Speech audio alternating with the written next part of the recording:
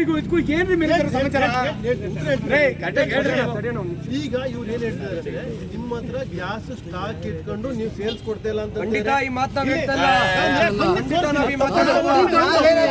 ನಮ್ಮ ಬ್ಯಾಂಕಿಗೆ ಯಾಕೆ ಗ್ಯಾಸ್ ಬರ್ತಾ ಇಲ್ಲ ಅಂತಂದ್ರೆ ಏನಂದ್ರೆ ನಾವು ಅಮೌಂಟ್ ನ 4ನೇ ತಾರೀಕಲ್ಲೇ ಅಮೌಂಟ್ ಹಾಕಿವಿ 5,60,000 ರೂಪಾಯಿ. ಅವ್ರು ಕಂಪ್ನಿಯಿಂದ ಫೋನ್ ಮಾಡ್ರೆ ಫೋನೇ ರಿಸೀವ್ ಮಾಡಲ್ಲ. ನಮ್ಗೆ HP ಕಂಪ್ನಿಗೆ ಒಬ್ರು ಸೇಲ್ಸ್ ಆಫೀಸರ್ ಅಂತ ಬರ್ತಾರೆ. ನಮ್ದು ಏನೇ ಸಮಸ್ಯೆ ಇದ್ರು ನಾವು ಸೇಲ್ಸ್ ಆಫೀಸರ್ನೇ ಕೇಳಬೇಕೇ ಹೊರತು ನಾವು ಯಾರನ್ನೋ ಒಬ್ರನ್ನ ಕೇಳಕ್ಕಾಗಲ್ಲ. ನಾವು ಸೇಲ್ಸ್ ಆಫೀಸರ್ ಕೇಳಿದಾಗ ಅವ್ರು ಏನಂತ ಹೇಳ್ತಾರೆ ಅಂದ್ರೆ, ಸರ್ ಹಿಂಗೆ ಪ್ರಾಬ್ಲಮ್ ಇದೆ, ಲೋಡ್ ಸೌಲಭ್ಯಗಳು ಸಿಗುತ್ತೆ ಅಂತ ಹೇಳ್ತಿದ್ದಾರೆ. ಒಂದು ಊಟ ಮಾಡೋಣ ಅಂದ್ರೆ 50 ರೂಪಾಯಿ ಇರೋದು 80 ರೂಪಾಯಿ ಆಗಿದೆ.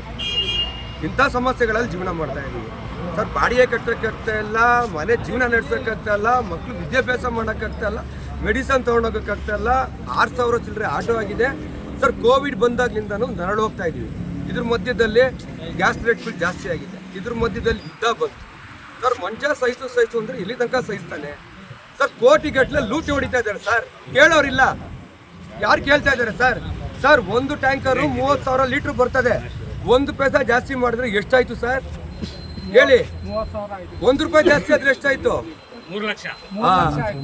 ಮತ್ತೆ 10 ಟನ್ನು ಇವ್ರು ಬುಕ್ ಮಾಡ್ತಾರೆ. 10 ಟನ್ನಿಗೆ ಎಷ್ಟು ದುಡ್ಡಾಯ್ತು ಸರ್? 10 ಟನ್ನು ಬುಕ್ ಮಾಡಿರೋರಿಗೆ ಸರ್ 2-3 ಟ್ಯಾಂಕರ್ ತರಿಸ್ಕೊಳಕ್ಕಾಗ್ಲಿಲ್ವ ಸರ್ 10 ದಿನಕ್ಕೆ? ಇವ್ರು ರೆಸ್ಪಾನ್ಸಿಬಿಲಿಟಿ ಇರೋಂಥ manager sir. Hindustan petrol bunk ಇದು ಸರ್, ಸರ್ಕಾರಕ್ಕೆ ಸೇರಿರೋಂಥ ಪೆಟ್ರೋಲ್ ಬಂಕ್ಗಳು ಸರ್. ಸರ್ ಇಂಡಿಯನ್ನಲ್ಲಿ ತರಿಸ್ಕೊಂಡಿದ್ದಾರೆ, ಅವರು ಸಪ್ಲೈ ಕೊಡ್ತಾ ಇದ್ದಾರೆ. ಇವ್ರಿಗೆ ಯಾಕೆ ಕೊಡ್ತಾ ಇಲ್ಲ ಅಂತ ನಾವು ಕೇಳಕ್ಕೆ ಬಂದಿದ್ದೀವಿ ಸರ್.